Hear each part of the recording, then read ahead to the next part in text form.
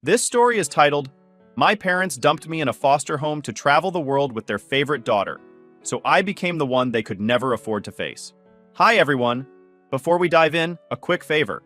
If you enjoy content like this, please hit the subscribe button. It's free, supports the channel, and makes sure you never miss out on amazing videos. Alright, let's get started. Hey guys! I've been lurking here for a while and wasn't sure if I should post this, but honestly, it's been weighing on me for years. Maybe putting it out there will help me make sense of it all. My name's Adam, and I'm 24 now. But this story starts years ago, when I was just 12. Back then, I thought my family was pretty normal. At least, what I thought normal was. We weren't rich, but we had a decent house, decent clothes, and life seemed okay. My parents, Laura and Greg, didn't act like anything was wrong. Well, until it was. Then there was my sister, Emma. Emma was the golden child. You know the type. Teachers loved her. Parents couldn't stop bragging about her. If she so much as sneezed, it was treated like a masterpiece. Me? I was just Adam. It wasn't like I was a bad kid or anything, but no matter what I did, it was like I was background noise. Emma got the fridge space for her drawings. I got a pat on the back and a, "That's nice, Adam." And the thing is, I didn't hate Emma for it. It wasn't her fault they treated her like a trophy and me like I didn't matter, but it definitely made me feel like I wasn't important. Anyway, the day it all fell apart started pretty normally. I was in my room, playing with some old action figures I wasn't quite ready to outgrow yet. Then Laura called me downstairs in that weird voice parents use when they're trying to sound calm, but you just know something's up. I figured maybe I'd left the milk out or forgot to do a chore. When I walked into the living room, though, Greg and Laura were both sitting on the couch, looking way too serious for it to be about milk. "Sit down, Adam," Greg said, motioning to the chair across from them. His tone was clipped, like this was a meeting and not a family conversation. Laura, on the other hand, was doing her best to look sympathetic, but something about it felt off. I sat down, baffled. Laura took a deep breath and said, "Adam, we need to talk about something important." My first thought was that someone had died, maybe a grandparent I barely knew. But then Greg said, "We've hit some financial struggles and we can't afford to take care of you anymore." At first I thought I misheard him. Like, what do you mean, can't afford to take care of me? Am I some kind of subscription you're canceling? I just stared at them, trying to process what he'd said. But Laura kept going. "It's not your fault, sweetie. This is something we've been struggling with for a while and we had to make a really hard decision." A hard decision. Right. They made it sound like they were deciding which cable package to keep, not whether or not to abandon their kid. I asked what they meant, still hoping this wasn't what it sounded like. Laura explained that they'd found a foster home for me and that it was just temporary. She kept saying that word, temporary, like it was supposed to make me feel better. "Why can't Emma go to the foster home?" I blurted out. I was desperate to understand. Laura's face turned cold for a split second before she said, "Emma's in school, Adam. She needs stability." Stability. Like I didn't? Greg cut in before I could say anything else. "This isn't about choosing one of you over the other. It's about what makes the most sense right now." I started crying, and not the quiet kind.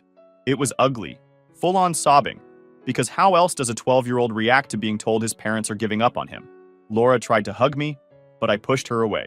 "Why are you doing this?" I asked, over and over, but all they did was repeat the same rehearsed lines about tough choices and financial struggles. The next day, they packed a small bag for me and drove me to the foster home. The ride there was quiet. Not the kind of quiet where people are deep in thought, but the kind where you can feel the tension in every breath. I kept staring at them, hoping one of them would crack, would look back at me and say, "This is a mistake. You're coming back home." But they didn't. When we got to the house, I stayed in the car for a moment, hoping they'd change their minds. Greg turned around and said, "Come on, Adam. Let's get this over with." Like this was some chore he just wanted to check off his to-do list. I stepped out of the car, clutching the duffel bag they'd packed for me. The foster parents, Mr. and Mrs. Miller, were standing at the door. They looked friendly enough, but I barely noticed them. All I could focus on was the fact that my parents, were about to leave me there. Laura knelt down in front of me and said, "We love you, Adam. This isn't goodbye forever. Just give it some time, okay?" She kissed my forehead, but it didn't feel comforting. It felt like someone was stamping a returned label on me. Greg shook my hand. Not a hug, a handshake, like I was some distant cousin he barely knew, and then they were gone. I stood on the porch, watching their car disappear down the street, my chest getting heavier with each second. I kept thinking, they'll come back. They have to come back. But they didn't. That night, I kept replaying the day in my head. What did I do wrong? Was I not good enough? Why Emma and not me? Those questions stuck with me for weeks, and the worst part was, I didn't have any answers.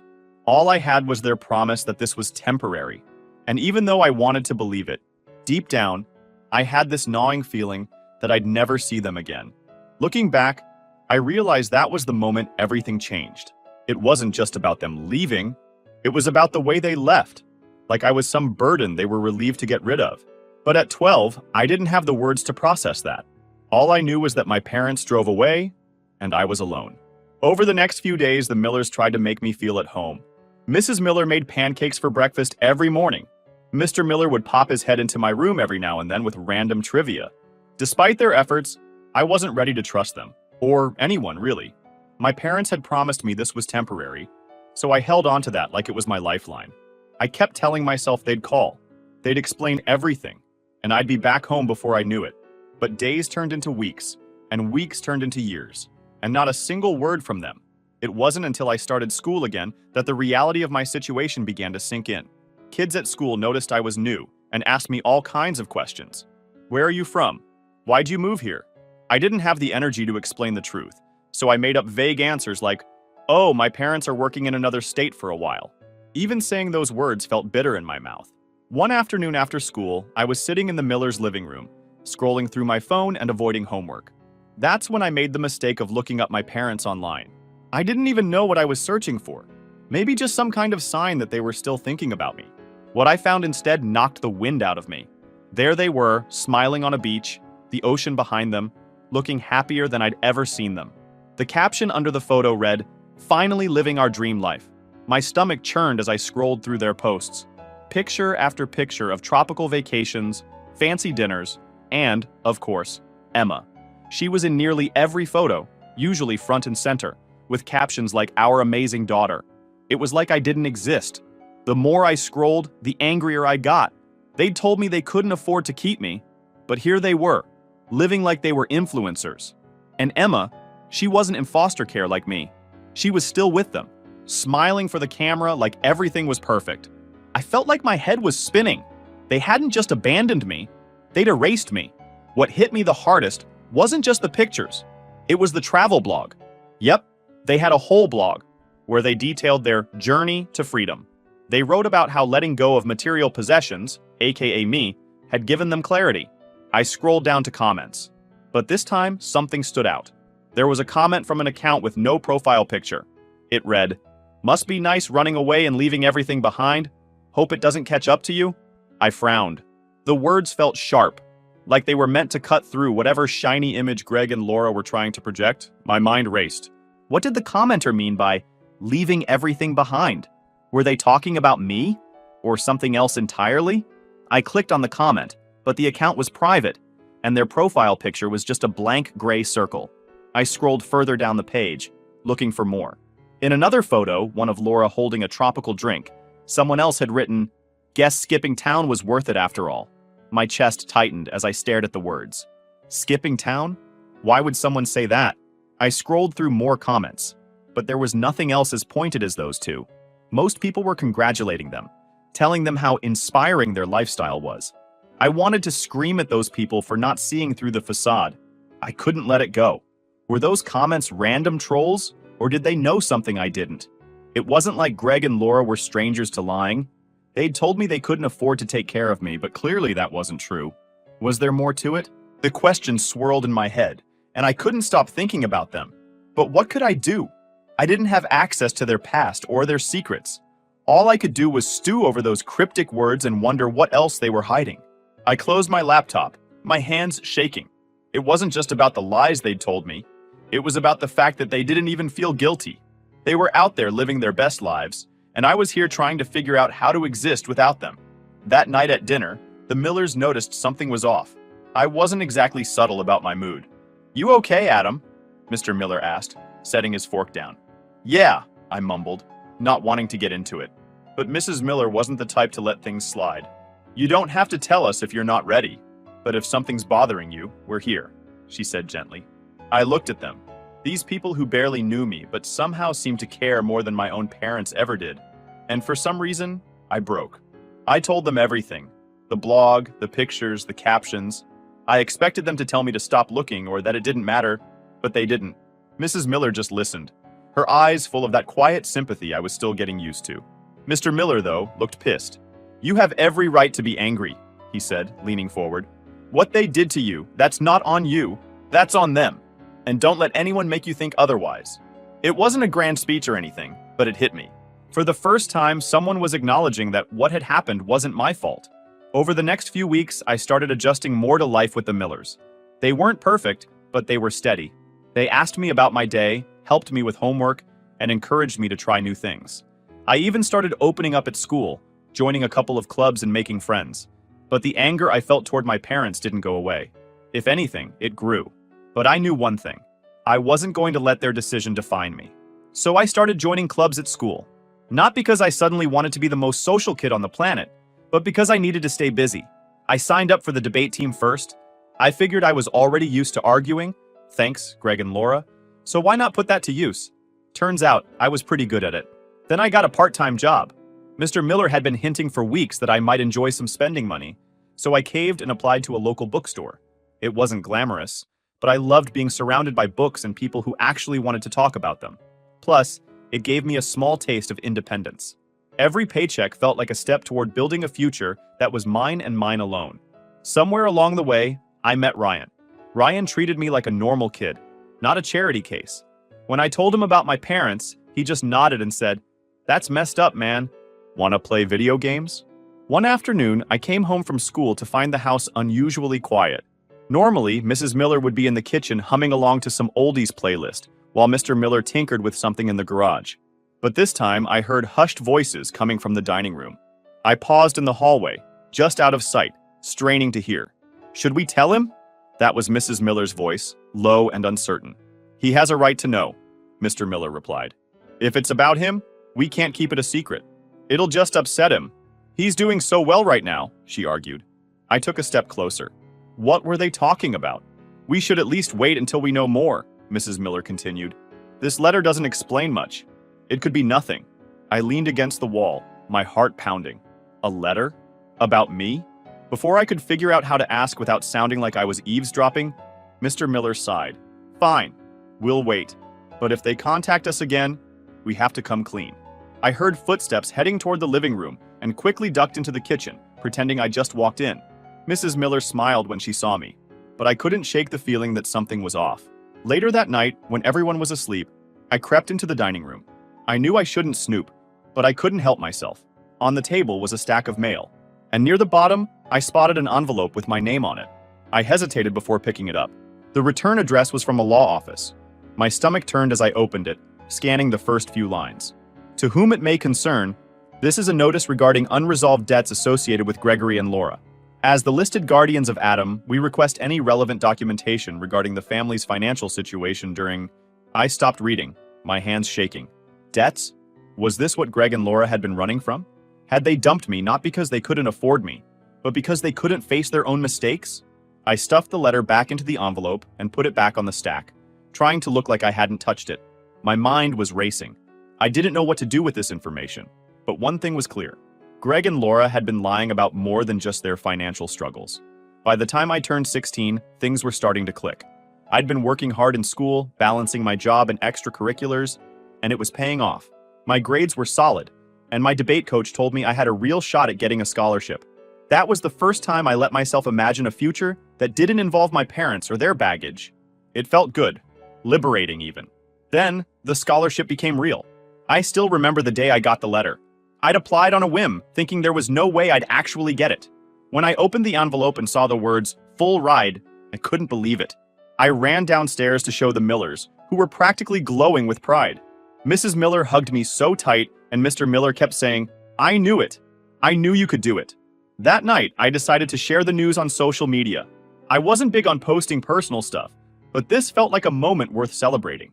I wrote something short and sweet about how hard work pays off and how grateful I was for the support I'd gotten. The comments started rolling in almost immediately. Friends from school, teachers, even random classmates I barely knew. But there was one comment that made my stomach drop. It was from Laura. "We're so proud of you, Adam. Let's reconnect soon." Proud of me? After everything? I stared at the comment for what felt like forever, my anger bubbling to the surface again. It wasn't just that they commented, it was how casual it was. Like we were just distant relatives who'd lost touch, not parents who had completely abandoned their son. I didn't respond. What could I even say? Instead, I deleted the comment and blocked them both. That was the moment I realized I didn't need their approval, or their guilt trips. The scholarship gave me a new sense of purpose. I threw myself even harder into my studies, determined to prove to myself, and maybe a little to them, that I could succeed without their help. Mr. Miller started giving me mini financial literacy lessons, which I actually found interesting. He showed me how to save, budget, and think about long-term goals. It wasn't glamorous, but it was practical, and it gave me a sense of control I'd never had before. With their encouragement, I also started tutoring younger students after school. It wasn't something I'd ever seen myself doing, but it turned out I had a knack for explaining things in a way that made sense. Plus, it felt good to help kids who were struggling, especially since I knew what it was like to feel left behind. One day, during one of our tutoring sessions, Ryan asked me what my ultimate goal was. Like, where do you see yourself in 5 years? He said, leaning back in his chair like it was the most casual question in the world. I thought about it for a second before answering. I just want to be stable, you know? Like, have my own place, my own life, and not feel like I'm relying on anyone else. That's solid, he said with a grin. But don't forget to have some fun along the way.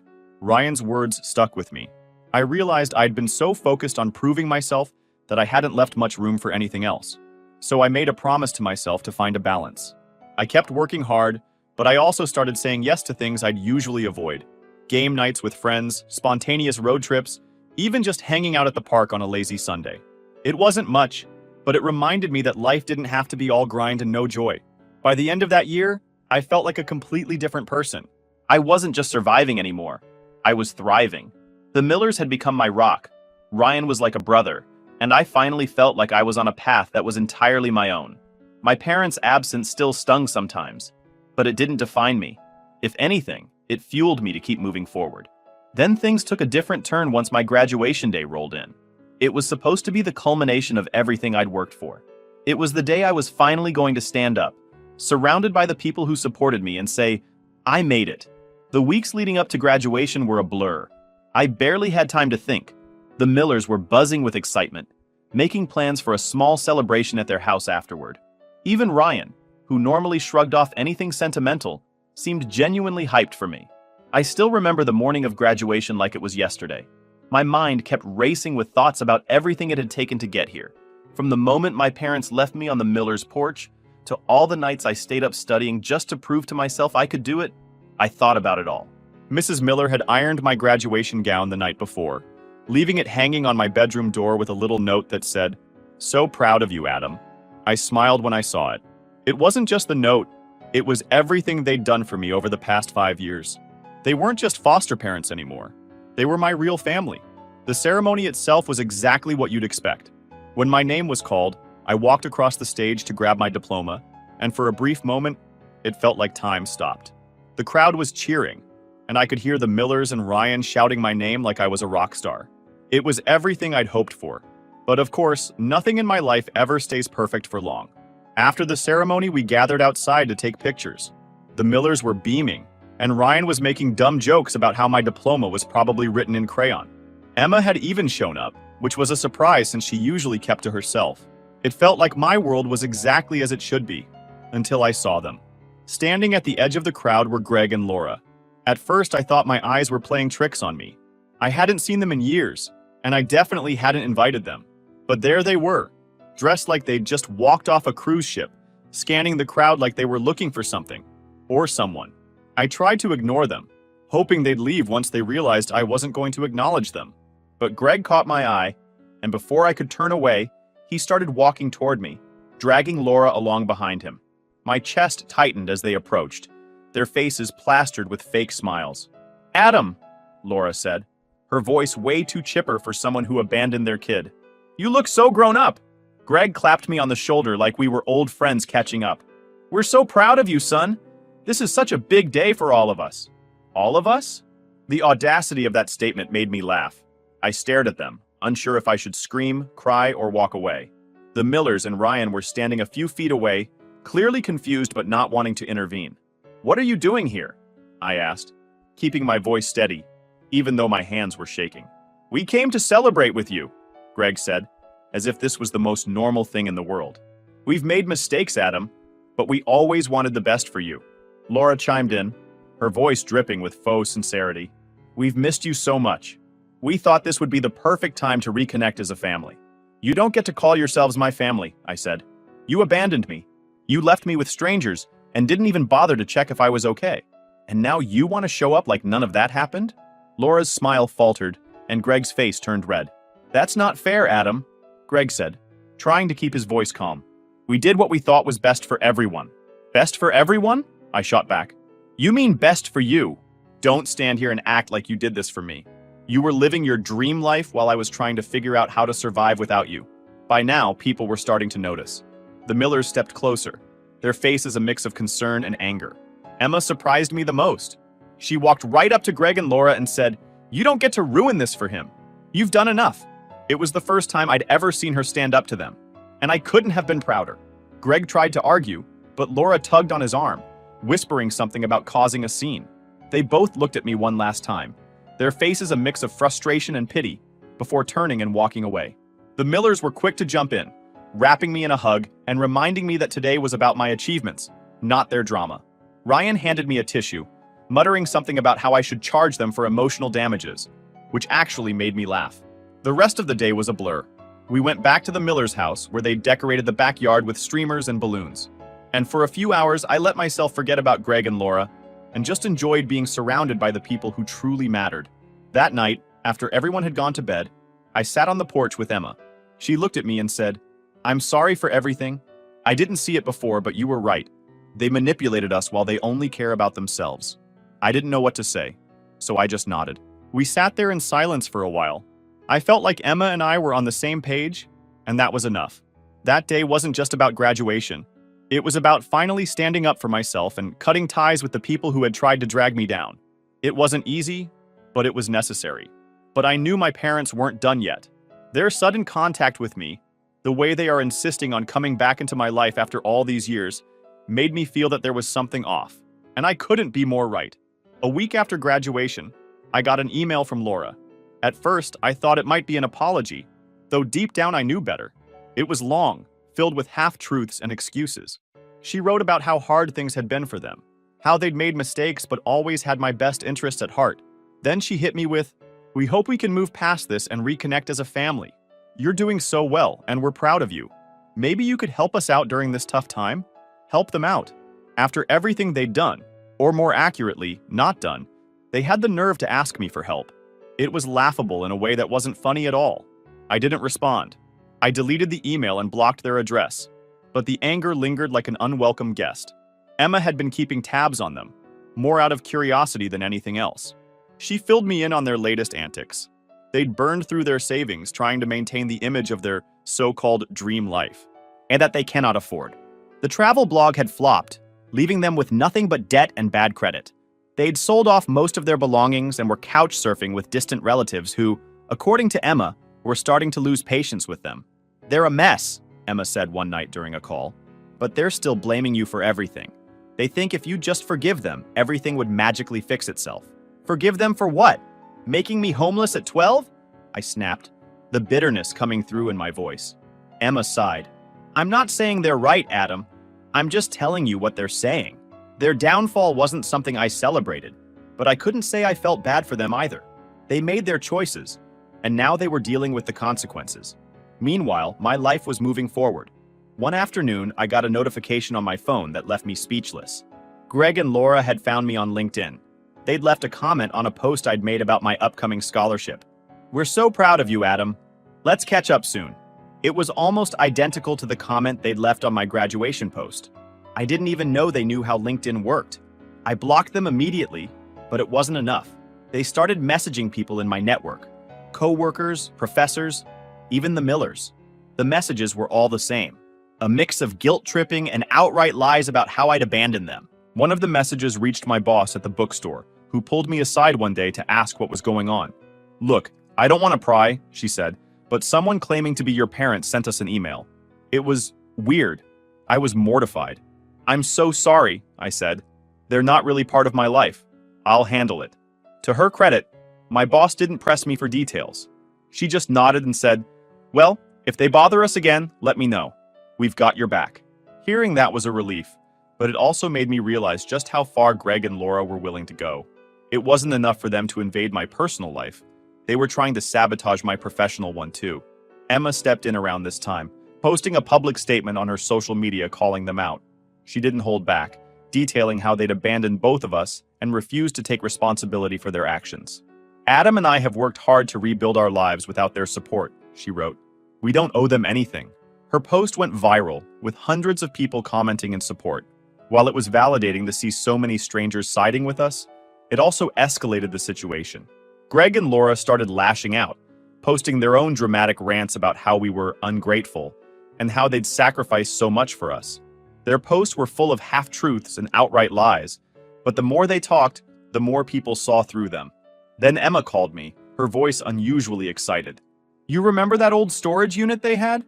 Turns out they stopped paying for it, and the landlord let me grab a few things before clearing it out." An hour later, she showed up at my place with a battered cardboard box. "You need to see this," she said, dropping it on the table. Inside, I found a folder stuffed with paperwork, unpaid bills, foreclosure notices, and letters from collections agencies. My stomach sank as I flipped through them. They were living way beyond their means, Emma said bitterly. Failed businesses, maxed out credit cards. Looks like they ran instead of facing it. Near the bottom of the stack, a letter from their lawyer caught my eye. It mentioned restructuring finances and reducing dependence to streamline expenses. My name was right there, listed like a liability. I slammed the folder shut, my hands shaking. "They didn't leave because they couldn't afford me," I said quietly. "They left because it was easier than cleaning up their mess." Emma stayed silent for a moment before saying, "I thought you deserved to know." "Thanks," I muttered. After she left, I stared at the folder, torn between burning it and keeping it as proof. In the end, I kept it. Not for them, but for me. By the time I started college, their reputation was in shambles. People were flagging their crowdfunding campaigns as fraudulent, and even the relatives they'd been staying with had kicked them out. According to Emma, they were living out of their car, still clinging to the idea that I owed them something. Meanwhile, I was thriving. College was everything I'd hoped it would be, and I was determined to make the most of my scholarship. I also started a small side hustle, teaching financial literacy workshops on campus. It wasn't anything fancy, but it felt good to give back, especially knowing how much the Millers had taught me about managing money. One day, during my second semester, I got a call from Emma. "You're not going to believe this," she said, her tone equal parts frustration and disbelief. "They showed up at my apartment." "What?" I asked, my chest tightening. "They were crying, Adam, begging me to convince you to talk to them. They said they're desperate." I sighed, rubbing my temples. "What did you say?" "I told them to leave. I said if they showed up again, I'd call the police." I didn't know whether to feel angry or relieved. Part of me hated that they were still trying to drag Emma into their mess. But another part of me was proud of her for standing her ground.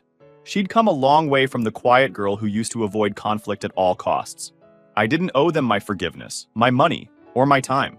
What I owed to myself, to keep building the life I wanted, free from their influence. But of course, Greg and Laura weren't done with me. They weren't the kind of people to let go, especially not when they thought there was something in it for them.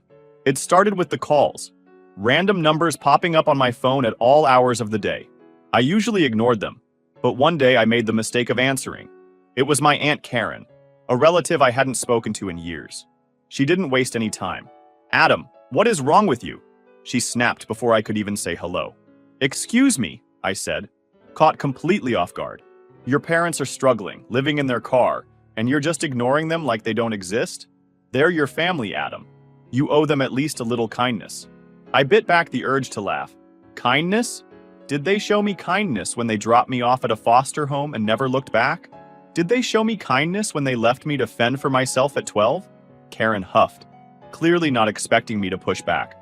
They were doing what they thought was best. "People make mistakes, Adam. You're being heartless." I hung up. I wasn't about to waste my energy explaining myself to someone who clearly had no idea what I'd been through. Or worse, didn't care. Over the next few weeks, similar calls trickled in from distant relatives, most of whom hadn't bothered to reach out to me in years. It was the same script every time. I was the ungrateful son, the selfish one who couldn't forgive his poor parents. What none of them seemed to understand was that Greg and Laura weren't just bad parents. They were toxic, manipulative, and entirely unwilling to take responsibility for their actions. Helping them would only drag me back into a mess I'd fought so hard to escape. When the calls didn't work, Greg and Laura took things to the next level. One day, I got an email from a lawyer representing them. The subject line alone made my stomach turn. Notice of intent to pursue financial support. I opened it, skimming the legal jargon that basically boiled down to this. They were suing me for financial abandonment. According to the email, they believed I was obligated to support them now that I was successful. It was laughable. First of all, I wasn't some millionaire. Sure, I was doing well, but I was still in the early stages of my career. Second, I'd been in foster care. Legally, I owed them nothing. I forwarded the email to a lawyer the Millers had connected me with, who reassured me it was an empty threat. "They don't have a case," she said. "They're trying to scare you into giving them money. Don't engage." It was good advice, but it still left a bad taste in my mouth. The idea that they could twist the story, that they could make me out to be the bad guy after everything they'd done, felt like salt in the wound. But instead of stewing over it, I poured my energy into my work. By now, my financial literacy workshops had grown into something much bigger. What had started as a side hustle was now a full-fledged organization, helping young adults across the country learn how to manage their money and build their futures. I'd partnered with nonprofits, schools, and even some big-name companies. Every success felt like a step further from the person I'd been when Greg and Laura left me behind. Recently, I got an email from a producer who had heard about my story through one of my nonprofit partners. They were working on a series about resilience and wanted to feature me. At first, I was hesitant.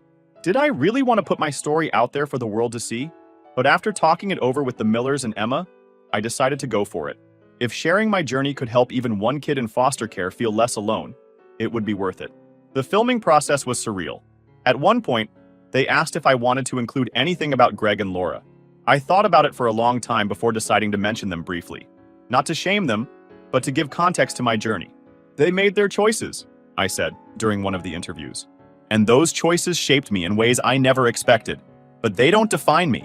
My life now, the family I've built, the work I do, that's what matters." But during one of the filming breaks, the producer pulled me aside, looking hesitant. "Hey Adam," she started. "We found something during our research. It's about your parents. Are you okay hearing it?" I raised an eyebrow. At this point, I'm not sure anything could shock me, but go ahead. She took a deep breath before continuing. It turns out they were evicted after defaulting on several loans. There's also a history of unpaid bills and, this is where it gets messy, potential fraud accusations. It looks like they skipped town to avoid legal trouble. I stared at her. Fraud accusations? The words felt heavy, like they were sinking in slow motion. She nodded. It wasn't major, at least not on the surface, but there's a pattern. Failed business ventures, sketchy credit card activity, and attempts to secure loans they had no way of paying back. They left a lot of people hanging. The anger I thought I'd buried flared up again. So they weren't just selfish, they were actively screwing people over and ran when it caught up to them? The producer gave me a sympathetic look. It seems that way. I thought you should know, in case it comes up later. I nodded, though my mind was spinning. Their lies had always felt personal, like they were just about me. But knowing they'd left a trail of destruction behind them made it even worse. Each and everything about them made me confirm that they'd abandoned me because it was convenient, a way to cut their losses and start fresh. However, when the documentary premiered, the response was overwhelming. Messages poured in from people who had grown up in similar situations, thanking me for sharing my story. Some said it gave them hope. Others just said it made them feel seen. It was humbling in a way I wasn't prepared for. Greg and Laura, predictably, tried to use the documentary to their advantage. They went on social media, posting long dramatic rants about how I'd painted them as villains, and how they were the real victims. It didn't work. If anything, it backfired. People who saw the documentary started calling them out, pointing out the holes in their stories and questioning their motives. Their attempts to regain sympathy only solidified their reputation as manipulative and selfish. Meanwhile, I bought my first home, a cozy place in a quiet neighborhood where I could finally feel like I belonged. I invited the Millers and Emma over for a housewarming dinner, and we spent the night laughing, eating too much, and reminiscing about how far we'd come. Emma had been thriving too. She'd graduated from college and was starting her own career, free from the shadow of Greg and Laura. Honestly, I don't regret the decisions I made. Cutting ties with Greg and Laura wasn't easy, but it was necessary. My success came from the Millers, Emma, and the family I built. Not blood, but the people who showed up. And that's all that matters. At the end of the day, family isn't about blood. It's about who shows up, who stays, and who helps you become the best version of yourself. And the family I chose? They were everything I could have ever hoped for.